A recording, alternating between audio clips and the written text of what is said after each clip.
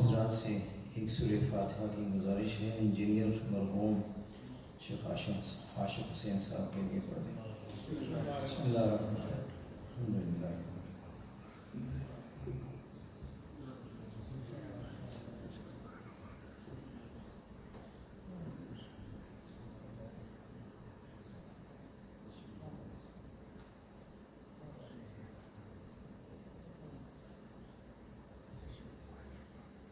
اعوذ باللہ من الشیطان الرجیم، بسم اللہ الرحمن الرحیم۔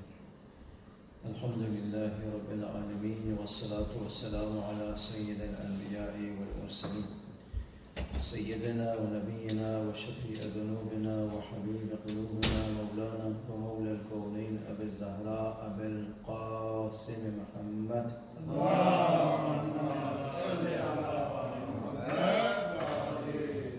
وعلى آله الطيبين الطاهرين واللعنة على أعدائهم أجمعين۔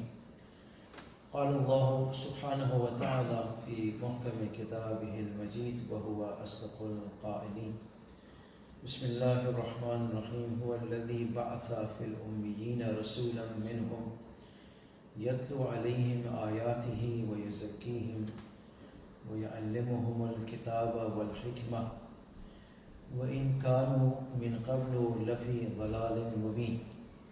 صاحبان ایمان، ایصال ثواب کی مناسبت سے اور ایام رسالت میں آپ صلی اللہ علیہ وآلہ وسلم ہے، اس حوالے سے سورہ جمعہ کی دوسری آیت کی تلاوت کا شرف حاصل کیا گیا، جس میں مقام رسالت کی خلقت کے بارے میں گفتگو ہو رہی ہے، اور اسی طریقے سے کہ آپ کی خلقت سے پہلے کیا اس کائنات میں نور پائی جاتی تھی یا نہیں۔ اور اگلے پوائنٹ پر جو ہم پہنچ رہے ہیں وہ حدیث قدسی ہے کہ ارشاد ہو رہا ہے کہ آپ نہ ہوتے تو افلاک بھی خلق نہ ہوتا۔ پھر آخری پوائنٹ جو بیان کرنا ہے وہ یہ ہے کہ آپ کیا پڑھتے اور لکھتے بھی تھے یا نہیں۔ درود بھیجے محمد وعلی محمد۔ ارشاد رب العزت ہو رہا ہے کہ هو الذی بعث فی الامیین رسولا، لازوال ہے وہ پروردگار کہ جس نے بھیجا ہے، مبعوث کیا ہے امیین کے درمیان میں ایک رسول کو۔ اگر ڈونلڈ ٹرمپ کا جو ہے کوئی میسنجر ہوتا تو نہ جانے کس جاہل کو وہ بھیج دیتا، لیکن جب بھیجنے والا اللہ سبحانہ و تعالی ہے تو ارشاد فرما رہا ہے کہ بھیجنے والا میں ہوں، اور اس شخصیت کو ایز اے میسنجر بھیج رہا ہوں۔ تو یہ ہو ہی نہیں سکتا کہ ایک میسنجر کو اللہ سبحانہ و تعالی بھیج رہا ہو اور اسے جو ہے اکوپمنٹ کے بغیر جو ہے بھیج دے۔ یہ ہو ہی نہیں سکتا کہ بغیر تعلیم کے بھیج دے۔ تو سوال یہ ہے کہ تعلیم رسول اکرم نے دنیا میں آ کے حاصل کی ہے یا انہیں بھیجتے ہوئے اللہ نے لیس کر کے علم و حکمت سے بھیجا ہے؟ تو ارشاد ہو رہا ہے هو الذی بعث، بھیجنے والا اللہ سبحانہ و تعالی ہے، اس نے بھیجا ہے اپنے حبیب کو۔ کہاں پہ؟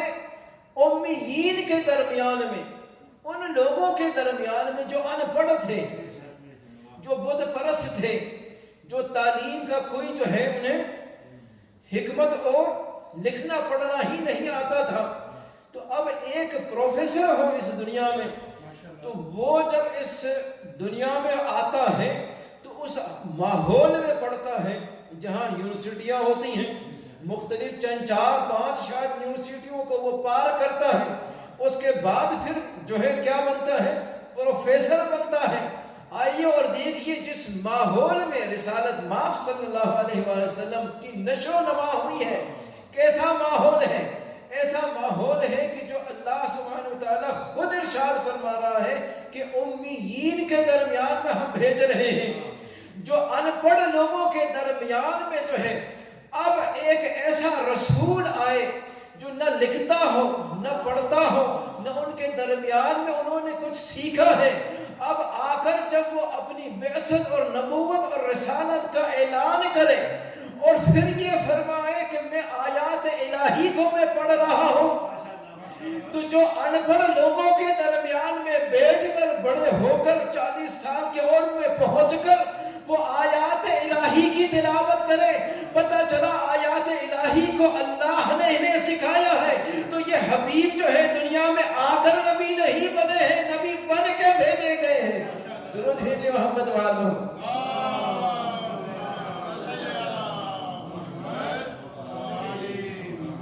جب اللہ بھیجتا ہے تو بھیجنے کا جو ہے سامان بھی مہیا کر کے بھیجتا ہے، ایسے نہیں بھیجتا۔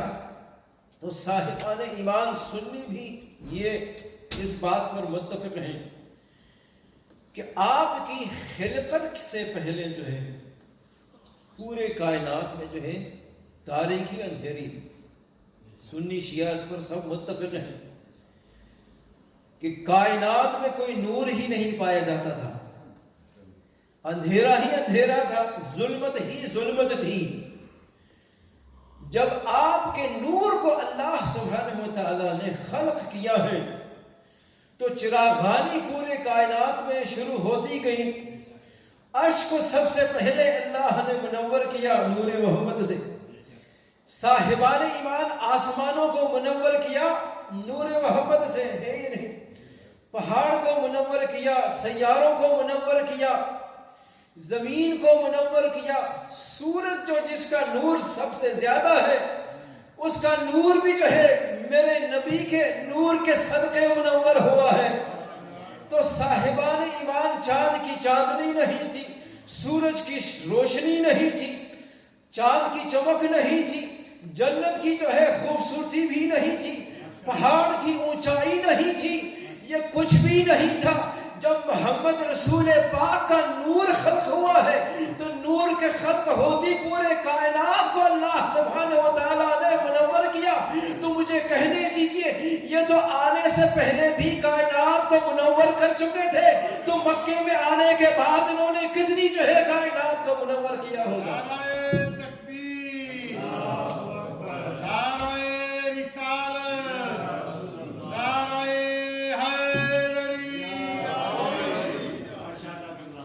آگے چل کر ارشاد فرماتے ہیں وَلَوْلَاكَ لَمَا خَلَقْتُ الْأَفْلَاقَ، حبیب اگر آپ نہ ہوتے تو ہم افلاق کو خلق ہی نہیں کرتے۔ ماشاءاللہ۔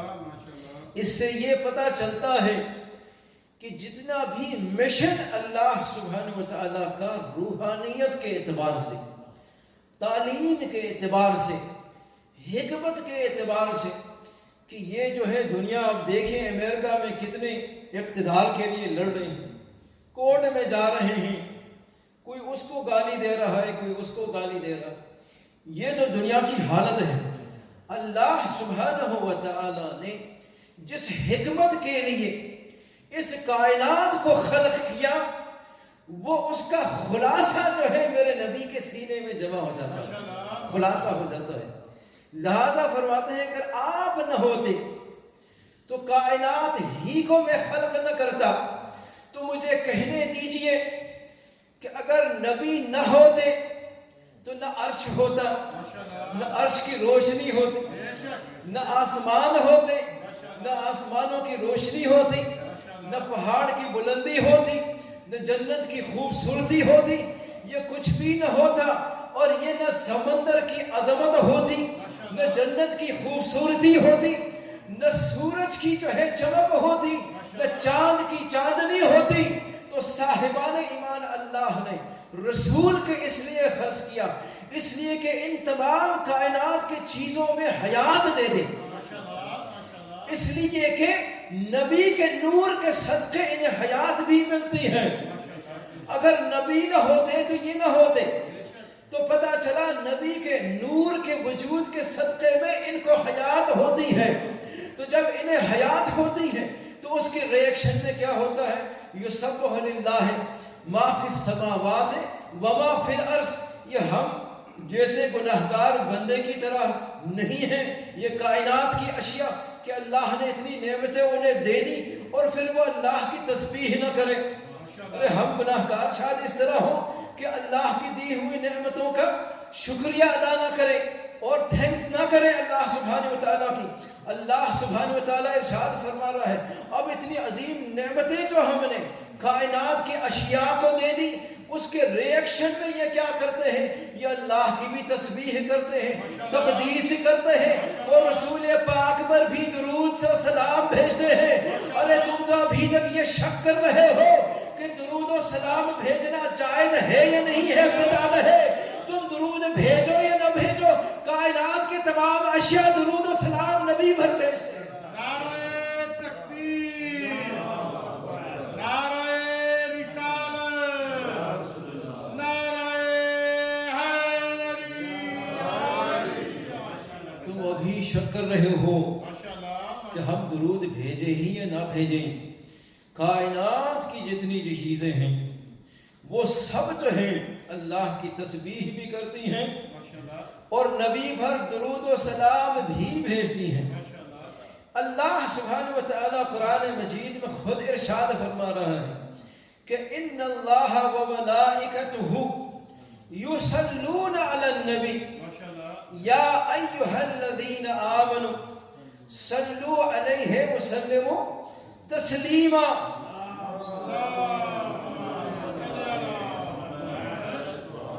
اس میں سب سے پہلا پوائنٹ تو یہ ہے کہ جو بادشاہ ہوتے ہیں، جو پہنچے ہوئے لوگ ہوتے ہیں دنیاوی لحاظ سے، وہ کبھی بھی جو ہے آپ کو اپنے ٹیبل پہ نہیں بلاتے انہیں ہیں جو ان جیسے ہوں. پریزیڈنٹ کو بلائے گا، بادشاہ کو بلائے گا. آئیے اور دیکھیے اللہ سبحانہ وتعالیٰ نے کتنی رحم و کرم سے جو ہے آپ کو پکار رہا ہے کہ دیکھو میرے فعل کے ساتھ تم بھی شریک ہو جاؤ. میں آسمانوں میں درود بھیجتا ہوں، تم زمین پر بیٹھ کر درود بھیجتے جاؤ. نعرہ تکبیر، نعرہ رسالت، نعرہ حیدری. ان اللہ و ملائکتہ یصلون علی النبی. اللہ اور ان کی ملائکہ جو ہیں وہ سب درود بھیجتے ہیں. اچھا یہاں درود بھیجنے کا معنی کیا ہے؟ مختصری رکھنا ہے، 20 منٹ سے زیادہ نہیں آپ کو وقت دینا. درود کا معنی کیا ہے؟ کیا رحمت بھیجنا ہے؟ اللہ سبحانہ وتعالیٰ تو خود اپنے حبیب کو جب اس نے بھیجا ہے تو ارشاد فرمایا قرآن مجید میں وَمَا أَرْسَلْنَاكَ إِلَّا رَحْمَةً لِلْعَالَمِينَ. حبیب ہم نے تو آپ کو بھیجا ہی نہیں ہے مگر ان کے رحمت عالمین بنا کے، یعنی آپ کے وجود کے صدقے میں عالمین کی بقا ہے. اگر حبیب نہ ہوتے تو عالمین ہی باقی نہ رہتا. تو رحمت بھیجنا تو اللہ سبحانہ وتعالیٰ نے انہیں رحمت کا مجسمہ بنا کے بھیجا ہے. تو یہ درود بھیجنے کا، صلات کا یہاں پر معنی کیا ہو سکتا ہے؟ تو صاحبان ایمان کچھ اور ہو ہی نہیں سکتا مگر کہ اللہ سبحانہ وتعالی آسمانوں میں ارشاد فرما رہا ہے کہ ان اللہ و ملائکتہ یصلون. اللہ اور ملائکہ تو انہیں تو رحمت کا مجسمہ بنا کے بھیجا ہے، یہ رحمت کے محتاج نہیں ہے. تو اللہ سبحانہ وتعالی کس فعل کو انجام دے رہا ہے؟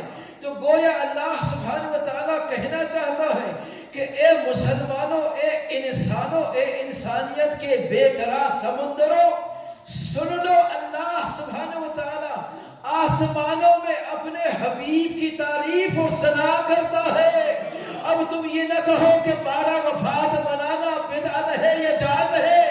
جس کا جو ہے آسمانوں میں اللہ سبحانہ وتعالی ثنا کرتا ہو، زمین پر ثنا کرنا عین جو ہے رسالت ہے، عین خدا کی سیرت ہے. درود بھیجے محمد و آل محمد.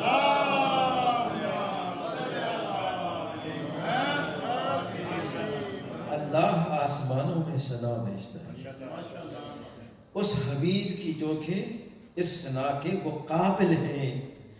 اب وہ آخری جملہ امیین کا معنی جو ہے میں کر کے آپ کی زحمت کو میں ختم کرتا ہوں.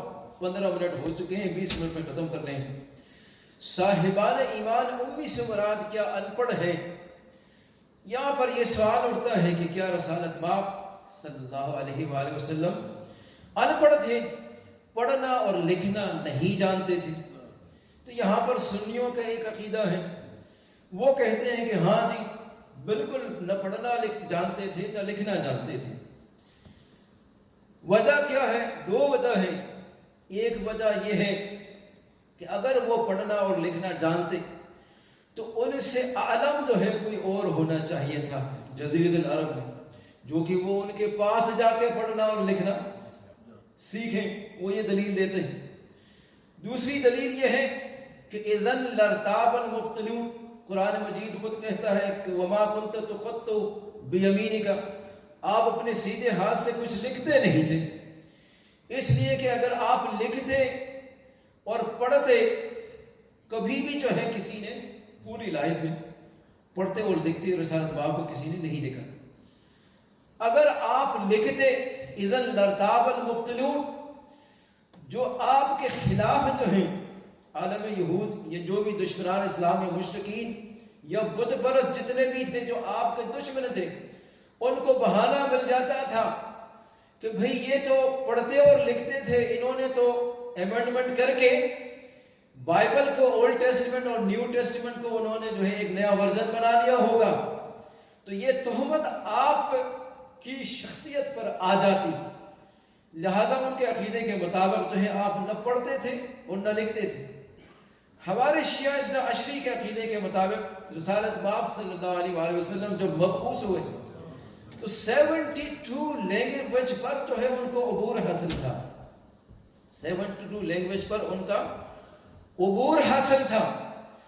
اچھا، ہمارے عقیدے کے مطابق نہ پڑھنا اور نہ لکھنا جو ہے ایک قسم کا عیب محسوب ہوتا ہے، اور نبی جو ہے وہ منزہ ہونا چاہیے ہر قسم کے عیب سے، یعنی زمانے کے جو ہے ہر قسم کے نالج کو جاننا جو مبعوث نبی ہے کسی ایریا اور ریجن میں اس کے لیے ضروری ہے۔ اسی لیے ہمارے 12ویں امام آئیں گے تو جتنے بھی ٹیکنالوجی کی جو ہے ترقی ہوئی ہے، ایڈوانس ہوئی ہے، چاہے وہ میڈیسن ہو، چاہے وہ کیا ہے انجینئرنگ میں ہو، چاہے اسٹرولوجی میں ہو، ہر علوم میں جو کچھ ہو چکا ہے اس سے کہیں گنا زیادہ، روایت کے مطابق 25 گنا زیادہ جو ہے علم ان کے سینے میں ہے۔ اب وہ آئیں گے، وہ اپنے علوم کے ذریعے سے، اپنے تقریر کے ذریعے سے مرعوب کریں گے لوگوں کو، انفلوئنس ڈالیں گے، ان کے ہارٹس کو جو ہے وہ کیچ کریں گے۔ تو یہ تو خلاصہ ہو گیا۔ تو یہاں پر شہید مطہری کا ایک جملہ ہے، حضور صلی اللہ علیہ وآلہ وسلم جب بھی چاہیں، اور ائمہ اطہار بھی جو ہیں جب بھی چاہیں وہ ارادہ کریں تو اللہ سبحانہ وتعالیٰ انہیں وہ نالج دے دیتا ہے فوراً اسی ٹائم پہ۔ یہ ایک پوائنٹ۔ شہید مطہری فرماتے ہیں کہ بھئی ہم علم کو کس لیے، ہم جو ہے پڑھنا اور لکھنا کس لیے ہم انجام دیتے ہیں؟ پڑھنا لکھنا کیوں ہوتا ہے؟ اس لیے کہ ہم نالج حاصل کریں، ہے یا نہیں؟ نالج حاصل کرنے کا ایک ذریعہ جو ہے وہ پڑھنا اور لکھنا ہے۔ ان کے نظریے کے مطابق پڑھنا اور لکھ لیا سب سے لوور جو ہے طریقہ ہے تعلیم حاصل کرنے کا۔ غور نہیں فرمایا آپ نے؟ سب سے لوور طریقہ ہے، میتھڈ ہے۔ اچھا، پڑھتا لکھتا وہ ہے جو دنیا میں آ کر ان پڑھ ہو، جو دنیاوی علوم کو سیکھنا چاہتا ہو، وہ پڑھتا بھی ہے، وہ لکھتا بھی ہے۔ اور جنہیں اللہ سبحانہ وتعالیٰ نے ان کے سینے پہ قرآن نازل کیا ہے، وحی کو نازل کیا ہے، حصول علم کا بہترین طریقہ انہیں عطا کیا ہے۔ انہیں نہ پڑھنے کی ضرورت ہے نہ لکھنے کی، پڑھے اور لکھے وہ جو دنیاوی تعلیم کو سیکھے۔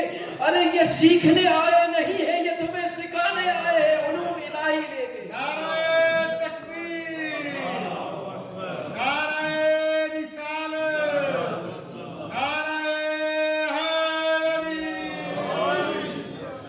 ارے جو تعلیم دینے ہمیں آئے تھے ان کے اولاد کے ساتھ کربلا میں کیا ہوا؟ صاحبان ایمان ایک مرحوم کی اصال ثواب کی مجلس ہے، ان کا جنازہ کم از کم یہ کہ اپنے وطن میں اٹھایا گیا، لیکن کربلا میں جنازہ اٹھانے والے بھی نہیں تھے اور پرسہ دینے والے بھی نہیں تھے۔ صاحبان ایمان جب عصر عاشور ہوئی، اسیروں کو جو ہے اونٹوں پہ بٹھایا گیا، بغیر کجاوے کی اونٹوں پہ، کہیں ام فرما کے سامنے سے جو ہے ان کے لال کا جو ہے سر نوکے نیزے پہ آ رہا ہے، ارے کہیں پر اون محمد کا سر جناب زینب کے سامنے آ رہا ہے، ارے کن نگاہوں سے مائیں دیکھ رہی ہوں گی، لیکن ایک سر ایسا تھا جناب عباس کا سر تھا، اسے 3 مرتبہ کوشش کی گئی کہ نوکے نیزے پہ رکھا جائے، لیکن وہ نیزہ صاحب نیزہ کے ہاتھ سے ہی جھک جاتا تھا، زمین پر گر جاتا تھا۔ عمر سعد نے کہا خولی جلدی آؤ، ارے مجھے الہام لینا ہے، اسے تم اپنے گھوڑے کے ساتھ باندھ دو۔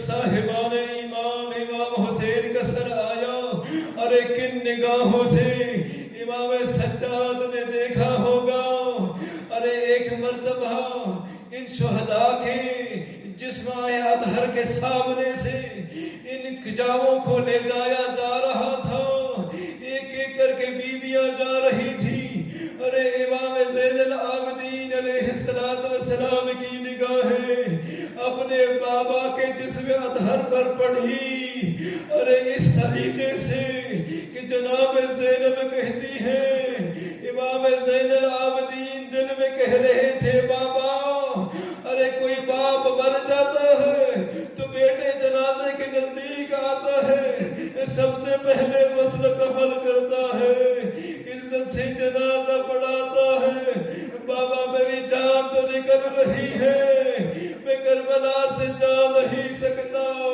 بس یہ دیکھنا تھا زینب نے اپنے کو گھوڑے سے ایک مرتبہ زمین پہ گرایا، سجاد کی نگاہیں زینب پر چلی جائیں، سجاد کی جان نہ نکل جائے۔ اللہ تفاح القوم الظالمین وسيعلم الذين ظلموا أي منقلب ينقلبون۔